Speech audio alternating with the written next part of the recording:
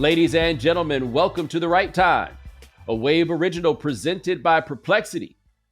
My name is Bomani Jones. Thanks for listening wherever you get your podcast. Thanks for watching us on YouTube. Subscribe, like, rate us, review us, give us 5 stars. You only give us 4 stars. I'm inclined to believe you are a hater. We got a lot going on here. We're going to get to the NBA playoffs in just a second. Also, I just noticed, I just had the homies Ryan and Greg come over to the house on Friday to set up the house. Hey, Ryan, by the way, say hi to the people. They need to know. Like, Sean is not here. We got Ryan now. Yeah, I am not Sean. You know, I will not try to measure up to Sean. I can only be myself, and it's great to be here.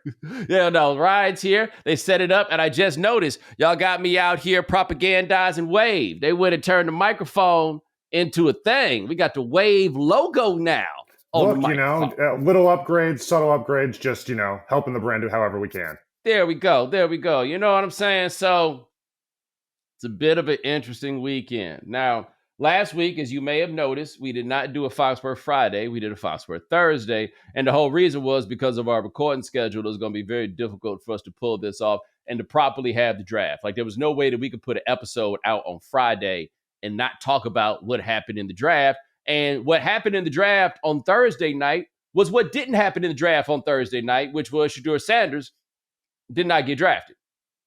Then Friday came, and what happened in the draft on Friday was what did not happen in the draft on Friday, which was Shedeur Sanders did not get drafted. He was not drafted until Saturday in the 5th round when he was taken by the Cleveland Browns, who had the all-motherfucking audacity to take Dillon Gabriel in the 3rd round. And then for reasons that I have to be honest with you, I don't fully understand, took Shedeur Sanders in the 5th. Now, my guess, knowing the proclivities of the Browns, and of course you're probably saying, so Bomani, you probably could have read about this. Yeah, my bad. I forgot. But anyway, my guess is that Andrew Berry, being such a quantitative dude, saw a value that was jumping off the board for Shedeur in the 5th round and then said, okay, cool, we're going to go ahead and do this. And now the Browns have, by my count, 4 quarterbacks that I don't think can, really play at an NFL level. They got 5. Deshaun Watson's old nasty ass, he's still there on 1 leg. Like, he'll be back on 2 legs, and he'll be at least as sorry as he was the last time we saw him on 2 legs at some point.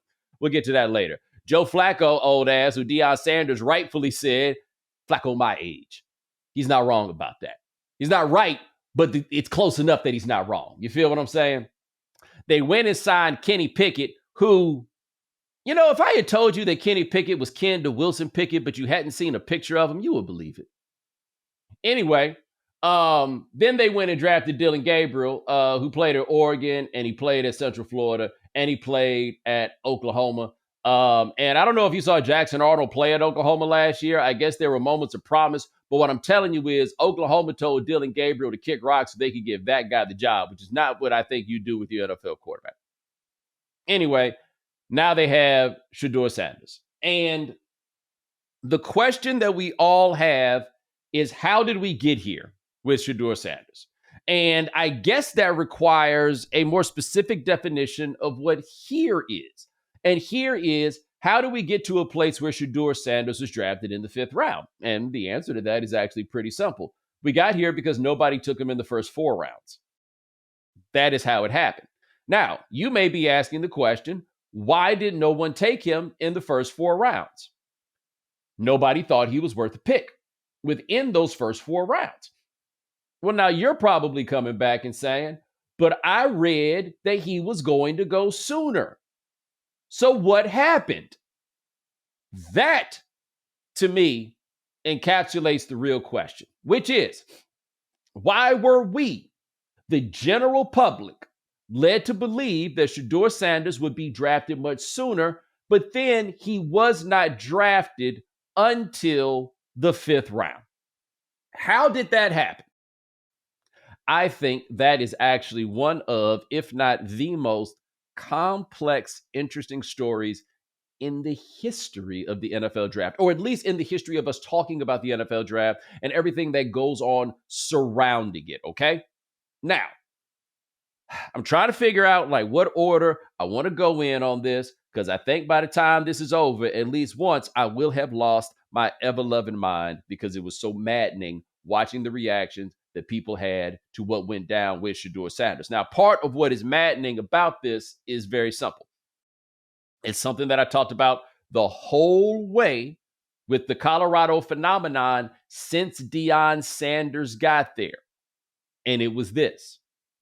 The people most invested in Colorado football who did not attend Colorado, okay? But the people most invested in that story, the people the loudest of that story, the people with the most to say about that story, the interest that people had in Colorado football was inversely proportional to how much time they had previously spent paying any attention whatsoever to college football. The more fervent they were about Colorado, in all likelihood, the less they knew about how any of this worked. All right? We talked about that all the way through that first year. Remember when they started off 4-0 and everything else? And those of us who watch college football were like, yo, they about to start getting their doors blown off all the time. And then they did. And people didn't want to hear it because they were new here. They didn't get this. They the same morons. And some of y'all are morons. I got to be careful because not everybody involved in this is a moron. They're just doing great impressions of morons. But it was so many people when the whole thing first started that couldn't tell that they weren't beating good teams, couldn't tell anything else. And it was getting to a point where you were hearing them talk about this and it was like, hey, man, slow down. They're not that good, right? They're not in that place. They're probably not going to be that good. They didn't want to hear us about it, and then it all trickled out, and then it went down. Now, last season for Colorado was interesting because they proved to be better than I certainly thought they would be, and I think a lot of people thought that they would be based upon what had happened the year before and the fact there didn't seem to be a whole lot of reason to think the offensive line had gotten any better, right? They got better, but interestingly, the attention around them wasn't nearly as strong. It was no longer an event. Okay, 2023, it was an event and everybody showed up and it was the most interesting story that was going on in college football at that time. And so Travis Hunter was as good as advertised, obviously, wound up winning a Heisman Trophy. Shedeur was the interesting one, though, because he was Deion's son. And if you don't know anything about how this stuff works, you see him performing reasonably well and putting up good numbers. And you're like, oh, cool, that's an NFL quarterback right there. Now, how does that tie into where we are today? It ties into where we are today because all through the season, if you paid any attention to any mock drafts, you saw Shedeur Sanders near the top of those mock drafts. When you got to the end of the season, you saw him there. Now, by the time you got to the end of the season, you stopped seeing people talking about him being the first quarterback taken. That was pretty much Cam Ward from the beginning, right? Heisman Trophy runner-up Cam Ward. That was the guy. We all acknowledge this. We talked about Cam Ward so little during the draft. They barely talked about him at the draft. I don't know if you saw this, but on ESPN, as soon as Cam Ward got drafted, they got that stupid long-ass walk that everybody has to do before they get there. It's like 90 seconds between when the dude gets drafted and he actually gets there to get to the stage. That man took 2 steps, and they was already talking about the trade of the next pick that wound up with Travis Hunter going to Jacksonville. That man was the number 1 pick in the draft, and they barely talked about him at all because the number 1 pick in everybody's heart was actually Shedeur Sanders. The number 1 story for everybody was actually Colorado. Like they were a great television story, and they pushed the television story out there. But anyway, you started seeing drafts that would have Shedeur as like maybe number 7 somewhere in the draft, right? But it wasn't number 1, but it was still early. And so people who don't know any better are reading these mock drafts and acting like that stuff matters. You have to understand this. They put out mock drafts for one reason and one reason only. Because y'all are stupid enough to read them. That's the only reason. Think about that for a second. What the hell does what somebody think in September got to do with what's going to happen in April? Nothing. These things aren't binding, right? Ernst & Young, PricewaterhouseCoopers, they don't go audit these things. Like when they have a mock draft, they don't show you a picture of 3 white men in suits talking about how they audited this and signed for it. Nobody does that. They just sit up and they put some shit on a list and they send it out there. It is no different than if you saw that documentary, what was it called? The Scheme or whatever, about the dude Christian Dawkins, the one that it got caught up in the NCAA pay-for-play stuff a few years ago. And when he was in middle school or high school, he had started his own newsletter ranking players, like basketball players. And he put himself in the top 10. Why? Because why not? This stuff doesn't matter.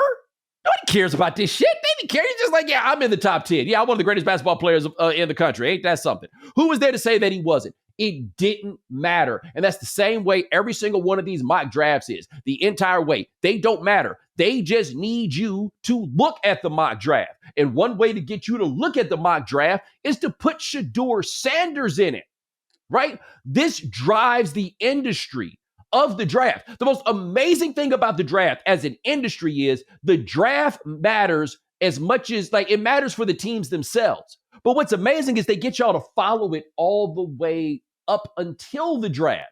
They get you to keep into it. They get you into the research of it. Now, look, never mind the fact that whoever your team take is going to be who your team take, and you're going to be on board with them. No. You get yourself set up and you get your preferences and you take word from this person and you take word from that person. People love being the people that have opinions. So you can read a little magazine here, read a website there, everything else. But none of that stuff actually matters. And when they run those mock drafts during the regular season that get you to the start of draft season, people haven't even actually started paying attention to the film like that. They're not there. They just have come up with something that you are willing to read. But you have to understand that all it is reading material. After you're done reading it in the bathroom, you could flush it with the other paper. It matters that little. Okay? That's what it is. So we need to start there. Because when Shedeur Sanders was not drafted after day one and not drafted after day two, the question I saw being asked by those who would defend him was, tell me how it is that he was projected to go early and now he's projected to go late. And the only way you're asking that question is if you have never paid attention to the draft ever. Ryan, you are an LSU guy, right? You went to LSU. You're an LSU fan. You are from Louisiana. Sure am. How many times have you seen an LSU player make a fall like something similar? We thought he was going to go here, but. LSU players have fallen for everything to Lyle Collins. You know, that dramatic fall. You know, he was a projected first rounder. There are many reasons on field, off field. There's, you know, what that process takes a lot of different forms for a lot of different reasons. Yeah, right. It goes. So in this draft, Quinn Ewers, who played quarterback at Texas, Quinn Ewers was not projected to be a first-round pick necessarily, but Quinn Ewers was projected to be one of the 4 or 5 top quarterbacks taken in that draft. Quinn Ewers did not get drafted until the 7th round.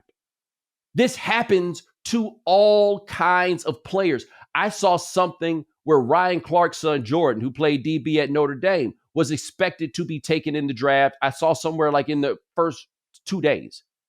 He wound up being undrafted. This happens, right? This is a thing. However, those who don't know that much about this process immediately went to conspiracy. And that infuriated me so much. Stephen A. Smith went and said that he received a text from somebody who said that this feels like Kaepernick all over again. And I don't know who said that to Stephen A. Smith, but for that own person's sake, I am glad they did not put his or her name on it, whoever that person was, because I think you are dumb. Like, if you actually think that is what happened, I think you are probably stupid. Here's why I think you are probably stupid.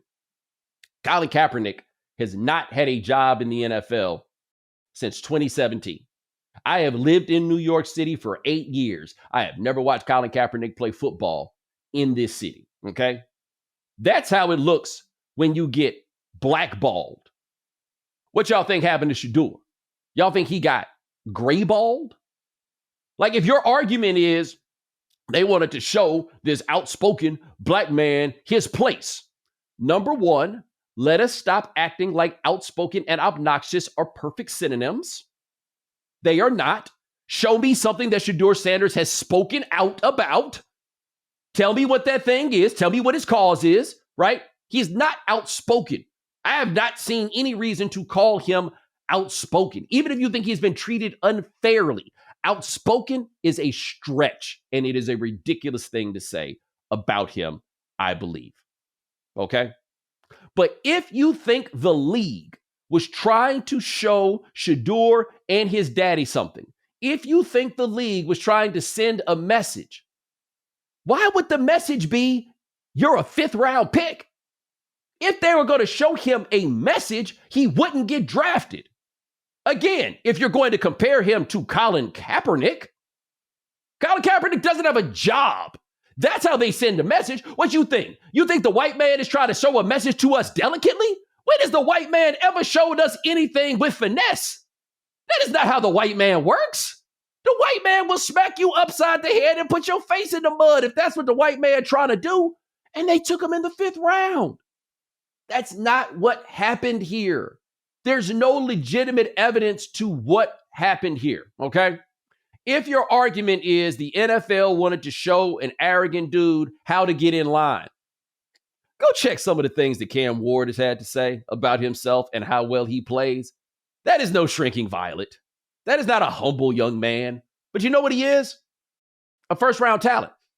And as a 1st-round talent, he got drafted in the 1st round. Guys, 15 years ago, Cam Newton went number 1 in the draft. You think you think that's not the dude that somebody would feel the need to show a message to? You think that's not the guy that somebody would want to talk to? He went number 1 overall in the draft in the course of that year. I'm just saying, you need to explain better to me why it is that they go send a message to Shedeur. You're like, oh, they want to send a message to Deion Sanders. Nobody has been more instrumental in building the legend of Deion Sanders than the NFL. People in the NFL have very high opinions of Deion Sanders. If not, he wouldn't have worked at the NFL network for so damn long, right? What strikes me about this is that for so many people, and I get it, I think that we are using a somewhat antiquated notion of what it is to be a black quarterback in the NFL. Things are not the same as they were 10 years ago, 15 years ago, 20 years ago. I'm not even sure if they're the same as they were 5 years ago. But this is the bottom line. I'm not out here saying that racism is over, right? And I am deathly afraid of being the person that's out here giving the white man a little bit too much credit. That is not good for business, at least not for my business, okay? However, I will say this. In the NFL, if you are a quarterback and they don't think that you're a starter, there's no real press to take you in the draft if they don't think that you are a starter. There's just no real press, right? But then there's number 2, and this part is very important.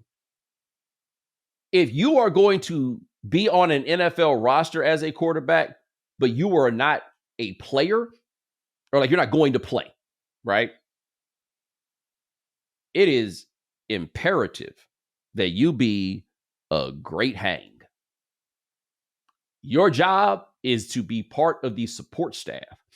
Your job is to sit in the room, watch film, soak up game, and do what you can to help the starter. That's what it is. That's what your job is to do if you are a quarterback who is not a starting quarterback. That is the bottom line. How much they like you matters at backup quarterback more than it matters anywhere else. My good buddy Steve White, God rest his soul, he made this point many years ago. He was like, they don't put a whole lot of assholes on that clipboard. Like, let me give you an example.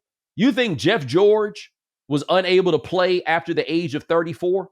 Jeff George could throw that football right now.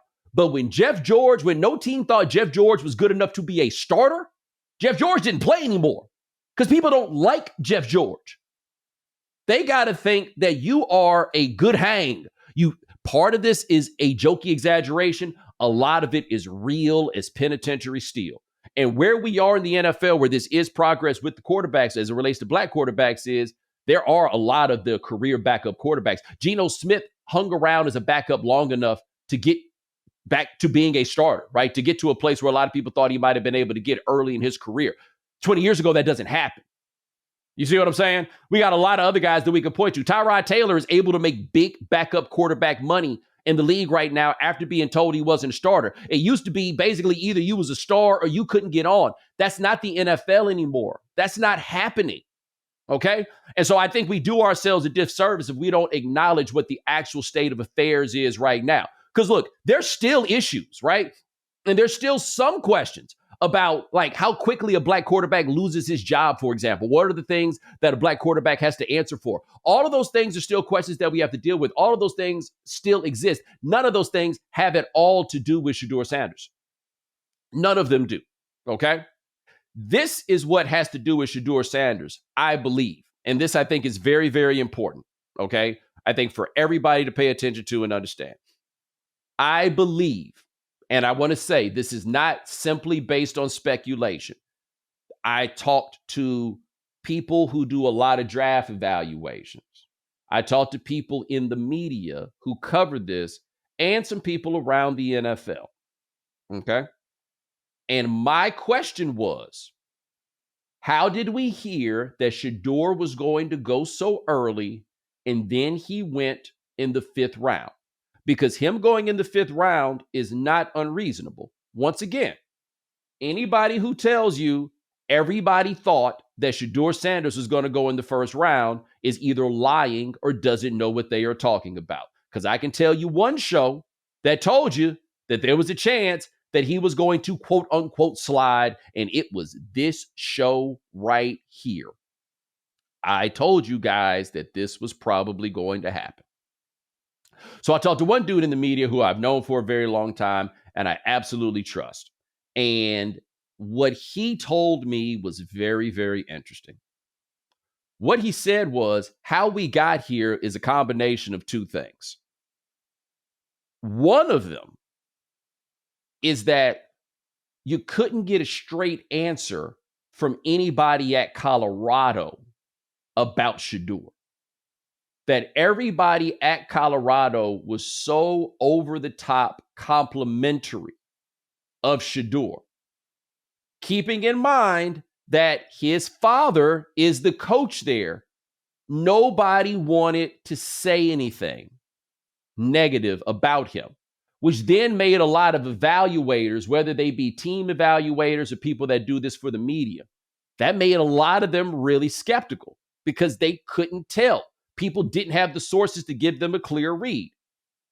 The other thing was, he said that so they've got that. They're not trusting the info. They don't think the film is good. So then they got to a place where they were like, okay, well, let's just say where we think he's going to go.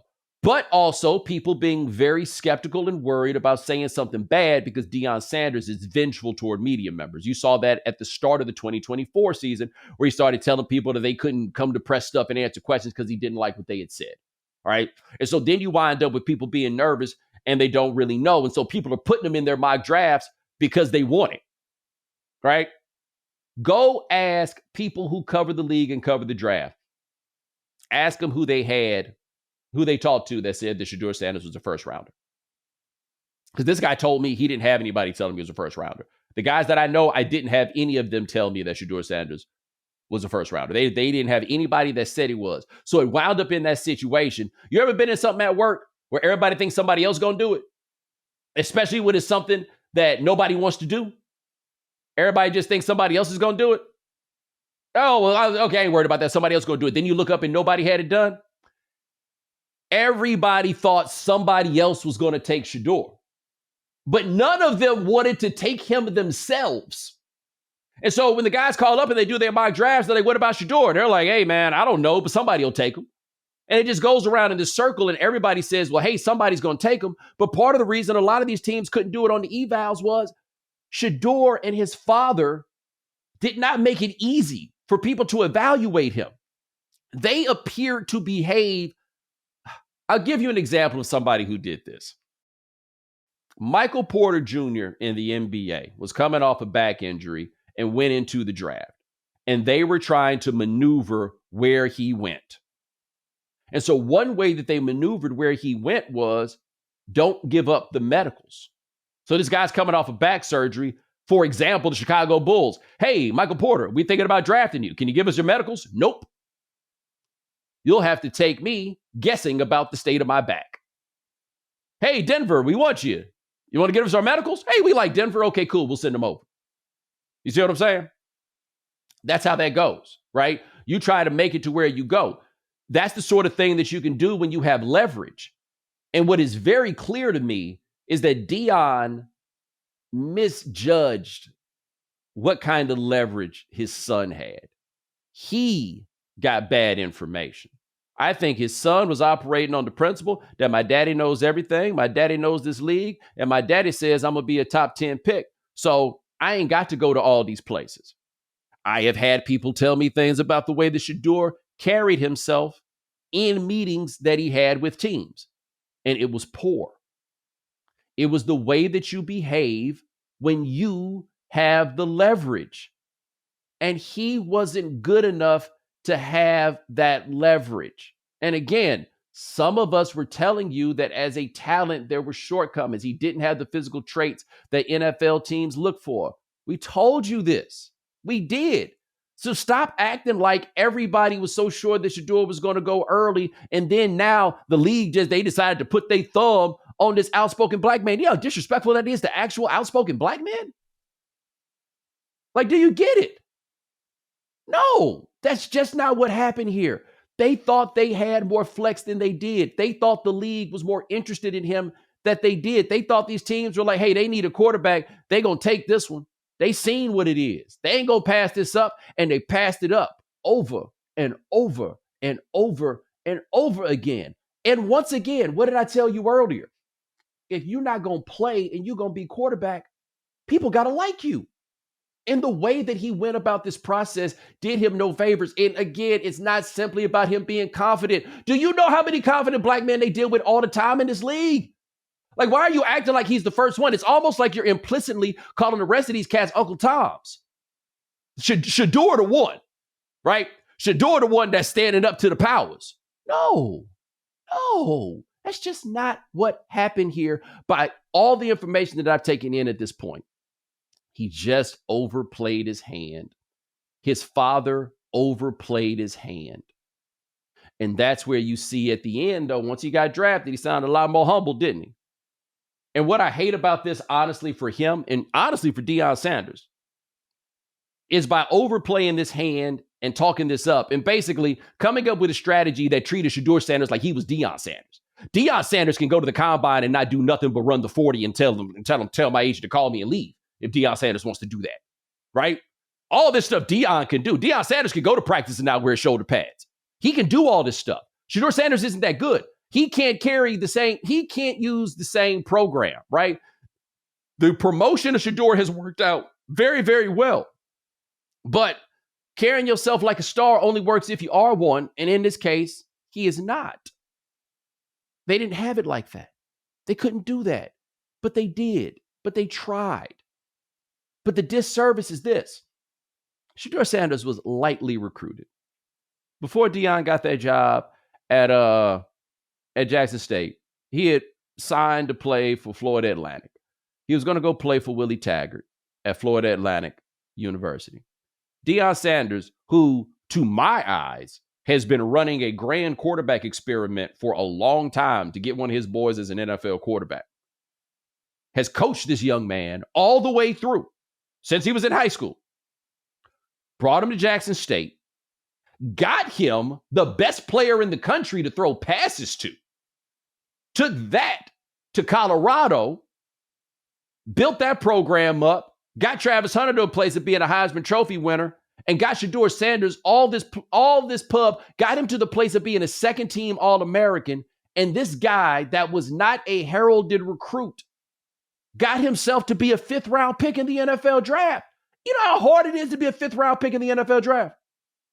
And do you appreciate how difficult it is to be a fifth-round pick in the NFL draft? And the two of them together did that. Deion Sanders might be dad of the year. He engineered all of this and pulled this off and got his son into that position. And everybody that claims they're supposed to be happy for him is all caught up in what didn't happen. All caught up in him not getting the pick that somehow you thought that he deserved to be even though the league never said that he was a pick of that caliber. They never did. Applaud that young man, because he the one that stood on camera getting embarrassed the first night. He the one that stood on camera the second night. He the one that had to deal with that asshole little boy, the son of the defensive coordinator of the Falcons, who prank called him. And I just want to throw this out here. 21 is old enough to drink, old enough to drive a car, old enough to go outside and fight your daddy like a man. Just throwing it out there, Mr. Old Brick. Grab the gloves and take them out back, because somebody need to show that boy what life is. But anyway, Shedeur had to put up with all of that. He had to endure that. He's the one that's now going to have to climb the depth chart. But you know what? One could look at that as a continuation of the story. But that's not the story that the Sanderses wanted to tell us. They wanted to tell a story that put the cart a bit ahead of the horse. And then they lived a story where the cart stayed ahead of the horse. They made those mistakes. Nobody else did that to them. They played this like he was an NBA lottery pick and he was just another football player. That's how this all wound up going the way it did. But to my colleagues who are making this a cause, you are embarrassing yourselves. You are playing yourselves. Okay? And even if part of why he fell is because the people didn't like him, he was going for a job where being liked is part of the deal. They did it wrong. That's all it comes down to. They did it wrong. But do not. There are criticisms to be made of Colin Kaepernick, but he literally gave it all up in the name of a cause that was bigger than him. The only cause Shedeur Sanders has is himself. Don't you motherfucking dare act like those two things are the same. Do not. Have you lost the plot so badly? Look around you. The whole world is on fire. And you think that this is the thing to get mad about? You think that this is the thing to go march on and to go talk about? Because the NFL told an apparently obnoxious young man that he wasn't good enough to be a starter? He wasn't good enough to be a starter. If your thing is they took Johnny Manziel in the first round, do you think they would have done that over again? I saw somebody try to make a comparison between Baker Mayfield and Shedeur Sanders. Do you see how long it took for Baker Mayfield to become a good NFL quarterback? Baker Mayfield is one of the greatest college football quarterbacks of all time who actually had elite traits. If your argument is somebody took Baker Mayfield, oh, buddy, Shedeur Sanders, he ain't that. He's not that good. But again, that's an argument you make if you don't know what you're talking about. So those of you who don't know what you're talking about, and you know you don't know what you're talking about, would you please shut the fuck up? Because there are things that are so important that you're missing. And your outlook is not doing a service to the young man that you claim to care about. It's not. Because he got some things he needs to hear. And I don't know if his daddy's going to be the one to tell him. I don't know who's going to be the one to tell him. But he better learn them fast. Otherwise, his NFL career will end in August. All right, NBA playoffs. Ryan, I'm going to do this thing where we get to know you on the air. Are you much a basketball guy?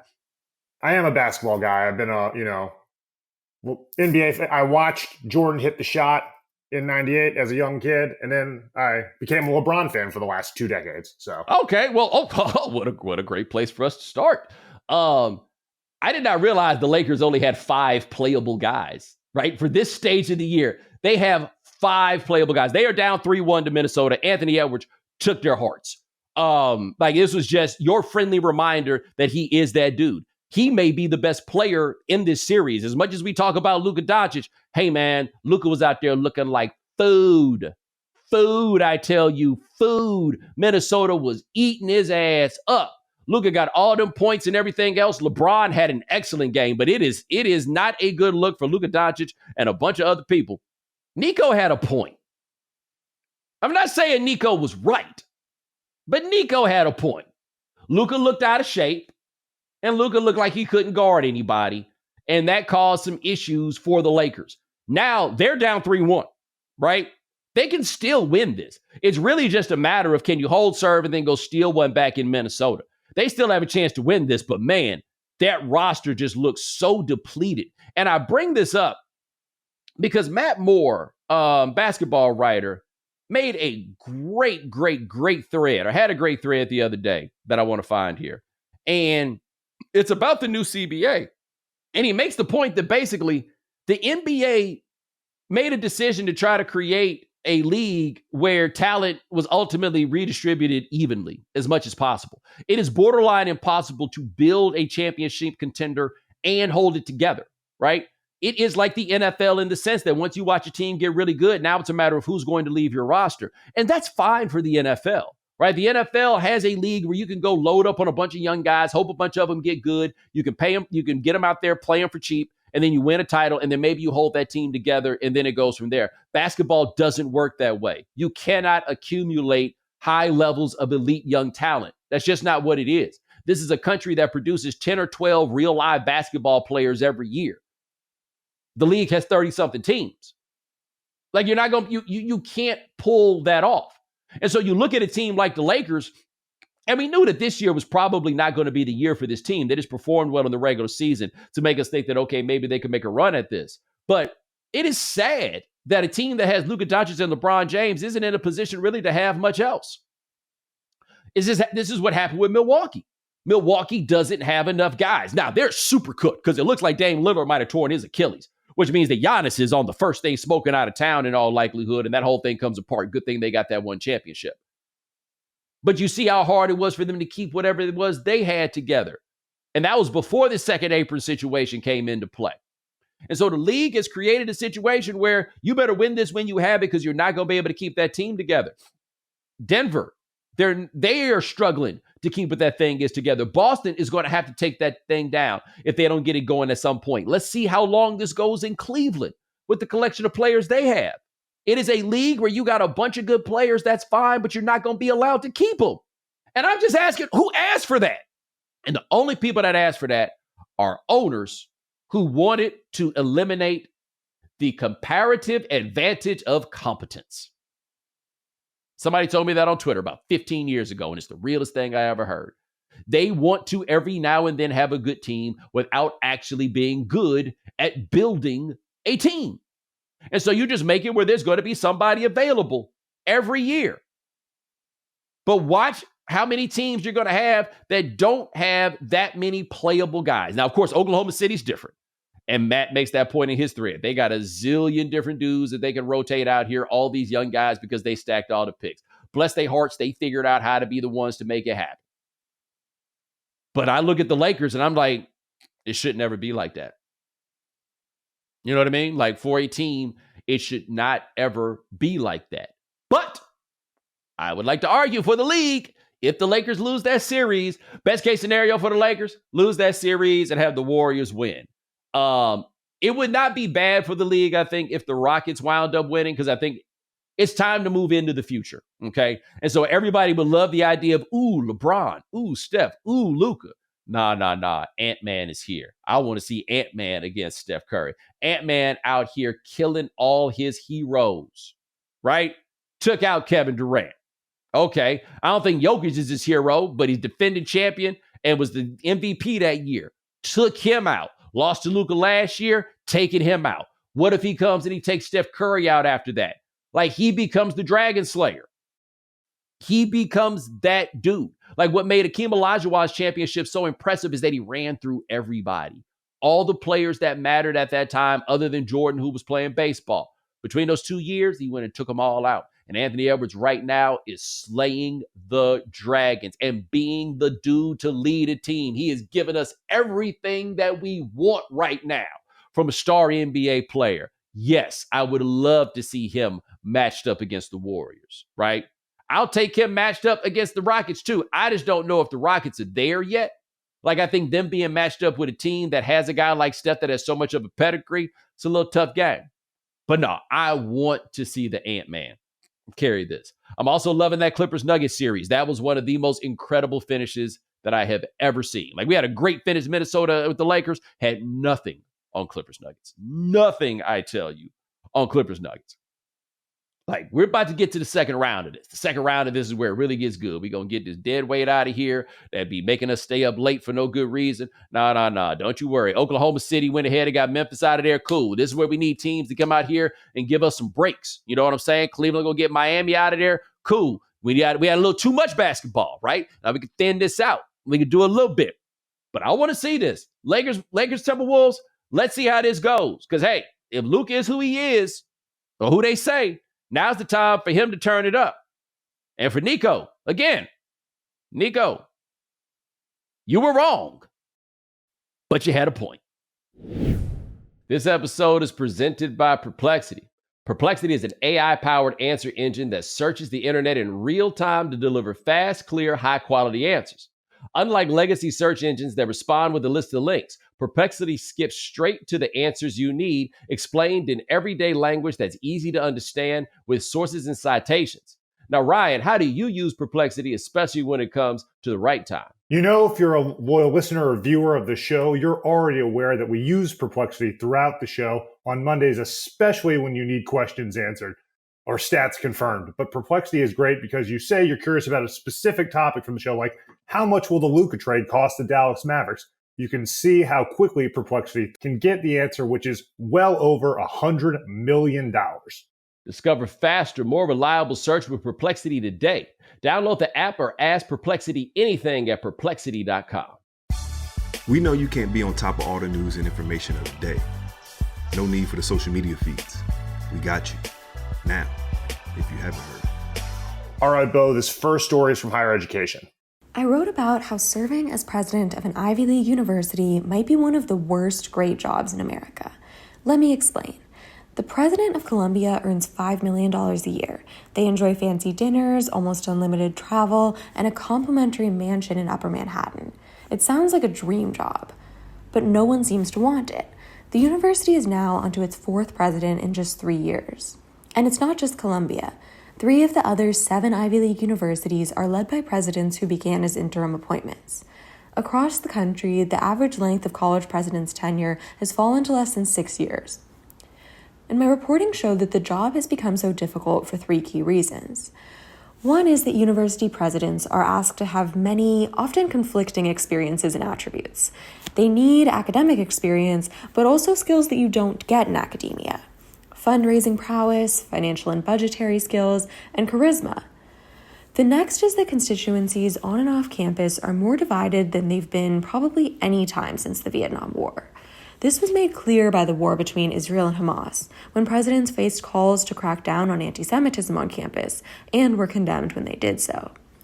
And then the third reason is Trump's antagonism towards elite universities. The administration canceled $400 million in funding to Columbia and made a number of demands on the university to get that back. Columbia's interim president capitulated, and she didn't last long in the role after that. Some argue that if presidents resisted government coercion, they could keep their job. And here, Harvard provides a test case. But I ended the story with what I think really epitomizes it. The day after Columbia's new acting president took on the role, congressional Republicans said she would soon be out of it. Hey, man, here's the thing about being a university president. Either you are loved or hated. There is no in between. That has always been a I guess job. Like when somebody's like, my goal is to be a university president, that's all ego, baby. Like that is all I see on that. Only an ego can make you want a job that is really not going to win you any friends whatsoever. It reminds me a lot hearing her talk about it, about being a college football coach, except you don't get to win any games. Yes. You have to deal with boosters, children, controversies, and people are trying to get you out of there the second you start the job. Yo, you just hit the greatest point. At least the coach can win some games, right? Like I can provide this tangible thing that makes everybody happy. Hey guys, I balanced the budget for the year. It just don't go over the same way. It just doesn't. And at least when you're the football coach, you're the most powerful person on campus. And you know, the Ivy League, I guess you're more powerful than the football coach. But generally speaking, it's a job to say that you had, but it does not sound like a job that I would want. It's hard to feel bad for anyone who makes 7 figures, but at the same time, that job does not sound like a lot of fun. I would just make the point once again. If I told you that I will give you $1 million to kick you in the nuts, when I kick you in the nuts, it's not going to feel like $1 million. All right, this next story is about Nike. Hi, my name is John Emont, and I'm a reporter with the Wall Street Journal in Singapore. I recently wrote an article titled, "Why It's So Difficult for Robots to Make Your Nike Sneakers." The article is about an effort Nike made starting a decade ago to make sneakers in North America. I was curious about this effort because everyone's asking the same question amid the Trump administration's trade war. Can America make things again? And Nike's a really interesting test case. Virtually all of its sneakers are made in 3 Asian countries, Vietnam, Indonesia, and China. All have been targeted by Trump to some degree, which represents a real risk for the company. So could Nike just move their production back home and avoid all these problems? Well, it turns out they tried that, and it didn't really work out. In 2015, wages were rising in China, and Nike had all this new technology available like 3D printing that they thought should have made it possible to automate production. And if they could have, that would have made feasible factories in North America where labor costs are higher. So, with a manufacturing partner, Nike set up shop in Guadalajara, Mexico, with the idea that if the project was successful there, they could then shift some production back to the US. But it was tough going. Robots, it turns out, really struggle with soft and stretchy fabrics that are used in shoes, because these fabrics change shape and size based on the temperature and humidity, and robots really struggle to do basic things like apply glue to the sole of a shoe, which are things that humans can just do easily. So within a few years, Nike gave up the effort, and Adidas and Under Armour, which had also tried to shift shoe production back to the US, didn't have much success either. So what the article shows is that you can't just assume that if tariffs are high in Asia, then America's going to suddenly be able to make tons of Nike shoes again, at least over a short time frame. Robots just aren't quite ready to make shoes yet. Let me tell you what dawned on me about this.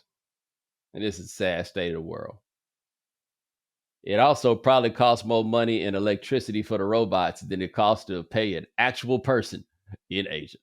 Yeah, it's the sad thing, right? Like these companies spend all this money to automate and eliminate people, except when the robots are more expensive than the people. Yeah, but I was fascinated by the idea, though, that this is something that robots just aren't good at, right? Like, we're doomed, right? They're trying to mess this up in every single way, but it will be something that if the tariff thing really happens, like the way we think about it, and people got to pay more money for shoes than they can afford. I'm sorry, let's just talk about something else. I just started getting sad. All right, we didn't get a reporter summary for this last one, but this next one is about FTC and Uber. The FTC has sued Uber, alleging deceptive billing and cancellation prices. It turns out that Uber, was charging Uber One to even if you didn't want it, and customers that signed up for a free trial were still charged anyway. Uber stock fell 4% when this news came out. Not great. Let me tell you something that I found to be interesting about that. We got the story from the Wall Street Journal, and one of the things they're saying that Uber does is that Uber makes it too difficult to cancel. Have you ever tried to cancel a subscription to the Wall Street Journal? You have to call them. Like, you really have to go through things, like the nerve of them to get on somebody else about making it hard to. Good. Let's get to some voicemails.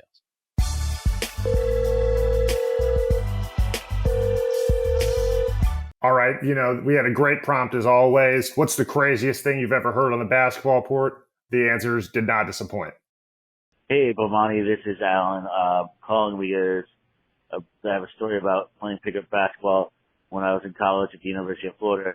I'm not going to tell you who the other player was, but he was a future NBA player, and he kept dunking on me. We were playing 3-on-3 outside, and I'm 5'9", I'm not very athletic, and I had the audacity and stupidity to throw my shoulder and elbow into him when he was dunking, and he goes, "What the F are you doing?" I'm like, "We got Kentucky in 3 days." And I told him, "This is my lane, bitch. Stay out of my lane." And he's like, "Whose lane it is?" I'm like, "You heard what I said." And then he proceeded to dunk on me and slap me in the face at the same time and knock me on the ground. And he goes, "Don't forget, it's my lane, bitch. Stay out of it." that's my story. It was a painful reminder that even though I love basketball, I am not a basketball player.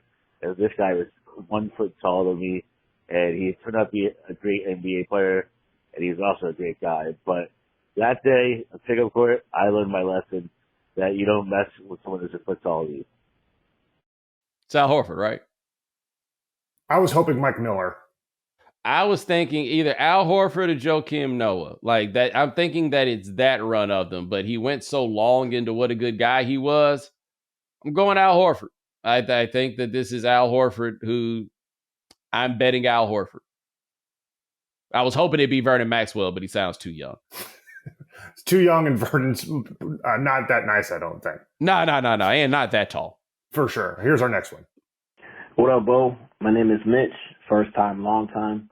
The craziest thing I ever heard on the basketball court came from when I started bringing my homies from around the way onto campus to hoop back in like 05, 06.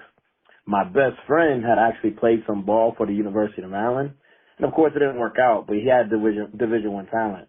And one thing about him though, he was and still kind of is pretty cooked when it comes to his temper.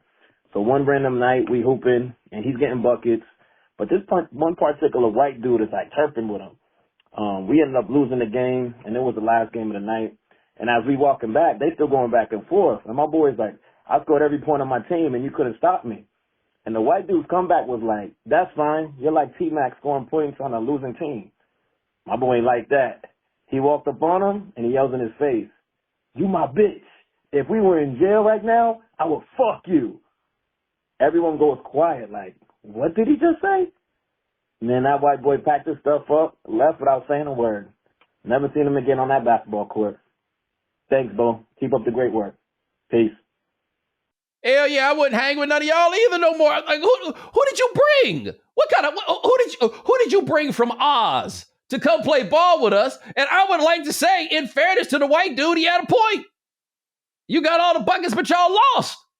That's what happened. That white Hey, man, you can't let the white boys get under your skin like that, get you talking like that, homie. Won't nobody ever look at you to say. All right, here's our last one. What's up, Bo? This is Luke from Washington. I've been waiting on this one for a long time. Craziest thing I ever heard on a basketball court. My father is a loving man, wonderful, taught me great things. But on the basketball court, he was a maniac. One day, he's getting into it with another guy. They going back and forth. Also, my dad got back in shape and started playing when he was 39, 40. So he was one of all those dudes that's always telling you how old he is. I'm 40, busting your ass, that type of stuff. So one day, him and a young guy got into it, and they was talking about how much of a man they was. And my dad said, well, if you such a man, then pull your dick out. That's right. And then he said it again. Nah, you a man? Pull your dick out then. My dad challenged this man to a literal dick contest. Yes, my dad had his hands in his pants ready to do it when he challenged the young man to the contest. Obviously, this man did not take my dad's challenge. So then you just got to go back to playing basketball, I guess. It is the wildest thing I've ever heard, but quite possibly not the wildest thing my father has ever said. Thank you both. Love the show. Talk to you later. The best part is he said it and it was like, that's right. Because he understood how ridiculous that sound. Your pops just be in the streets challenging the homies to meet-offs. You know what? Ladies and gentlemen, thanks so much for joining us here on The Right Time. We do this thing 3 times a week. That's Ryan Brumley. He'll be joining us behind the scenes. Thank you, sir. Remember, follow The Right Time. Subscribe, like, rate us, review us, give us 5 stars. You only give us 4 stars. I'm inclined to believe you are a hater. And we'll talk to you guys in a couple of days. Take it easy.